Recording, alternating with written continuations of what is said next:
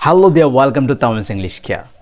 আজকের ভিডিওতে আমি শেয়ার করতে চলেছি স্পোকেন ইংলিশের দক্ষতা বাড়ানোর 10টি সহজ উপায়। So let's jump the video. Number 1, listening.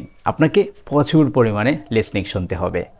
আমি আপনাকে স্মরণ করিয়ে দিতে চাই, আপনি যখন ছোটো ছিলেন, যখন আপনি বাচ্চা ছিলেন, how you learn your mother tongue, আপনি কীভাবে আপনার মায়ের ভাষা শিখেছেন। You have learned your mother tongue by following imitation technique, মানে আপনি অনুকরণ করে শেখাচ্ছেন। সো আপনাকে ইংরেজির জার্নিটাও শুরু করতে হবে অনুকরণের মাধ্যমে, অনুসরণের মাধ্যমে। আপনি যখন লিসনিং শুনবেন তখন আপনার মাইন্ড সেট আপ হবে, ধীরে ধীরে আপনি ইংরেজি কথা বলা শুরু করবেন। এখন আপনি কোন ধরনের ইংরেজি লিসনিং শুনবেন? এটা হতে পারে আমেরিকান অর ব্রিটিশ অ্যাকসেন্ট, যেটা আপনার ভালো লাগে সেটা আপনি শুনতে পারেন।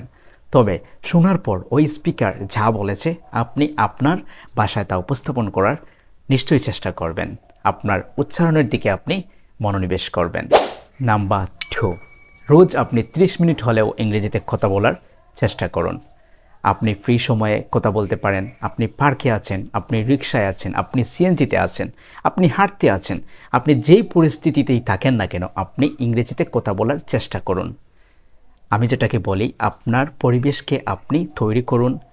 আপনি যেই অবস্থায় আছেন সেই অবস্থাকে আপনি আপনার ইংরেজি ক্লাসরুম করে তুলুন। তাহলেই আপনার দ্বারা ইংরেজি শেখা পসিবল খুবই অল্প সময়ের মধ্যে। নাম্বার 3, নিজের কথা রেকর্ড করুন। আপনি যখন নিজের কথা রেকর্ড করবেন, নিজের ভিডিও করবেন, তখন আপনার যে ফেয়ারনেস আছে ওইটা আস্তে আস্তে গ্র্যাজুয়ালি রিমুভ হবে। সো এটি খুবই ক্রুশাল ফর এভরি বিগিনার। আমিও এটা করি এবং আমার ইমপ্রুভমেন্টটা কিন্তু one of the best way to develop my English proficiency to making this kind of video or making record by my phone. So এটা খুবই গুরুত্বপূর্ণ। আপনি নিজের সাথে নিজে কথা বলুন, রেকর্ড করুন এবং আপনার ওই রেকর্ডটা আপনি পরবর্তীতে শুনুন। দেখুন আপনার কোন জায়গায় ভুল হয়েছে, সেই ভুলটা আপনি নিজে ধরুন এবং পরবর্তীতে আবার রেকর্ড করুন। এভাবে আপনি প্রতিদিন যখন গ্র্যাজুয়ালি ভিডিও করবেন, ভুল ধরবেন, দেখা গেছে আপনার ভুলের পরিমাণ আস্তে আস্তে কমে আসবে। সো এটা করতে কিন্তু ভুলবেন না। নাম্বার 4, ইংরেজিতে চিন্তা করুন, যেটাকে আমি বলি ইংরেজিতে কল্পনা করুন।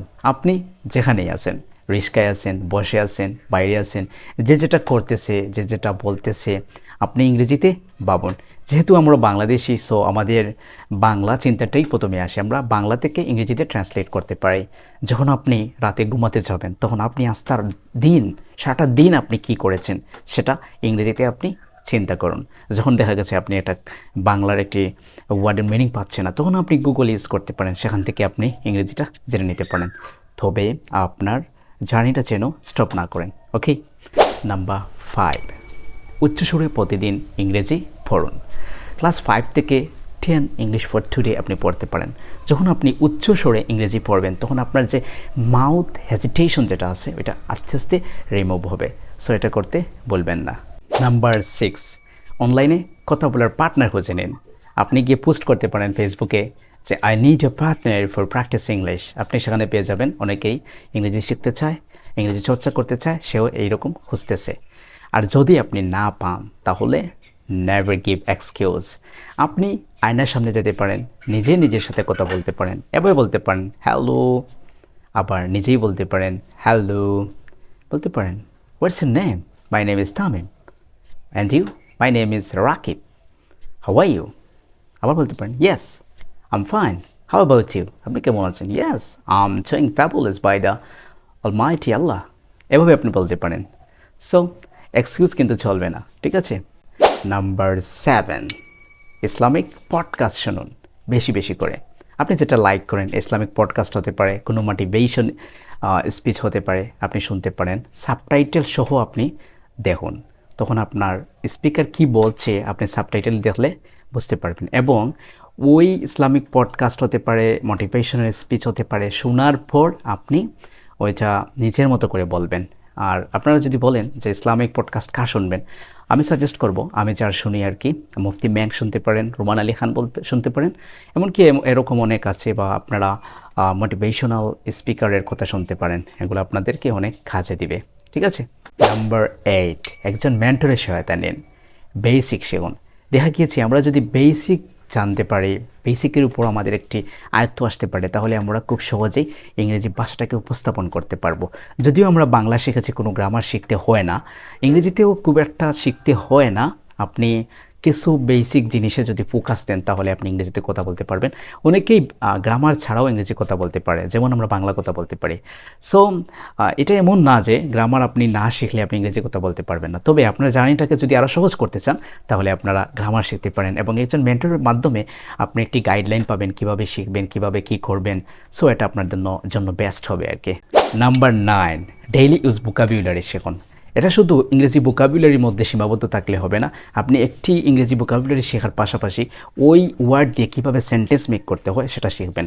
এর জন্য আমি বলি যে স্টপ লার্নিং ওয়ার্ডস, স্টার্ট লার্নিং ইংলিশ সেন্টেন্সেস। যখন আপনি একটি ওয়ার্ডের মিনিং জানার সাথে সাথে একটি সেন্টেন্স তৈরি করার ক্ষমতা রাখবেন, শিখবেন, তখন আপনি যখন ইংরেজির কথা বলবেন you can easily get that idea how to make a sentence by word. So এটা আপনারা করতে পারেন। নাম্বার 10, ইংলিশ গ্রামারে ফোকাস দিতে হবে। আপনি বলতে পারেন গ্রামারের কথা প্রথমে কেন বললাম না? আসলে ইংরেজি গ্রামার যদি শিখেই ইংরেজি কথা বলা যেত তাহলে আমরা স্কুলে এত গ্রামার পড়েছি, ভার্সিটি, ইউনিভার্সিটি, তারপরও দেখা গেছে অনেকে ইংরেজি কথা বলতে পারে না। তাহলে বিষয়টা কিন্তু গ্রামারে না, বিষয়টা হচ্ছে ইংরেজি প্র্যাকটিসের উপরে। সো শেষের দিকে আমরা যদি গ্রামারে ফোকাস দিই তাহলে আমরা বিব্রত হব না, আমরা ডিপ্রেশনে পড়ব না। অনেকে দেখা গেছে প্রথমে ইংরেজি গ্রামার শিখতে গিয়ে ইংরেজি আর শেখা হয়ে ওঠে না, কারণ এত ঝামেলা নিতে পারে না। সো আমরা যদি প্রথমে শুরু করতে পারি, শেষের দিকে না হয় গ্রামারটাকে গুছিয়ে নিলাম আস্তে আস্তে, সো আপনারা পরবর্তীতে গ্রামার শিখতে পারেন। এখন বলতে পারেন যে গ্রামারে কোন কোন দিকটা ফোকাস দিতে হবে। হ্যাঁ, আমি এটাই বলতে চাচ্ছি। আপনারা সাবজেক্ট শিখতে পারেন, be verb, modal verb, to verb, have verb, sentence স্ট্রাকচারগুলো শিখবেন, টেন্স মাস্ট বি শিখবেন, এবং আমরা যে ভার্বের ব্যবহার আছে ভার্ব 1, ভার্ব 2, ভার্ব 3 এবং অ্যাক্টিভ প্যাসিভ, এগুলো শিখবেন। কানেক্টরস যেগুলো সেন্টেন্স আমরা কীভাবে একটি সেন্টেন্স আর একটি সেন্টেন্সের সাথে সংযোগ করতে হয় এগুলো শিখতে পারেন। দেন প্রেপোজিশন, পজিটিভ ভার্ব, এরপরে যে conditional sentence, right form of verb, এগুলো যদি আপনার ফাউন্ডেশনটা যদি আপনি মজবুত করতে পারেন তাহলে আপনার ইংরেজি বলাটা, ইংরেজি শেখাটা খুবই সহজ হয়ে পড়বে। সো আমি যেটা বলতে চাচ্ছি যে গ্রামারে যে এতগুলো বিষয় বললাম, অনেকে বলতে পারেন না আমার দ্বারা হবে না, গ্রামারগুলো শেখা হবে না। এগুলো শেষের দিকে এর জন্যই দিলাম যে আপনি গ্রামারে ফোকাস না দিয়ে আপনি মূলত ফোকাস দিবেন কোথায়? আপনার ইংরেজি প্র্যাকটিসের উপরে। আস্তে আস্তে এগুলো আপনি যখন প্র্যাকটিস করবেন, যখন যেটার প্রয়োজন হয় তখন সেটা শিখে নেবেন। ভিডিওটি ধৈর্য সহকারে দেখার জন্য আমার অন্তঃস্থল থেকে সবাইকে ধন্যবাদ। আপনি যদি আমার চ্যানেলে নতুন হয়ে থাকেন তাহলে প্লিজ ফলো করতে ভুলবেন না, ইউটিউবে হলে সাবস্ক্রাইব করতে ভুলবেন না। Never disappointed, start your journey from now. আসসালামু আলাইকুম।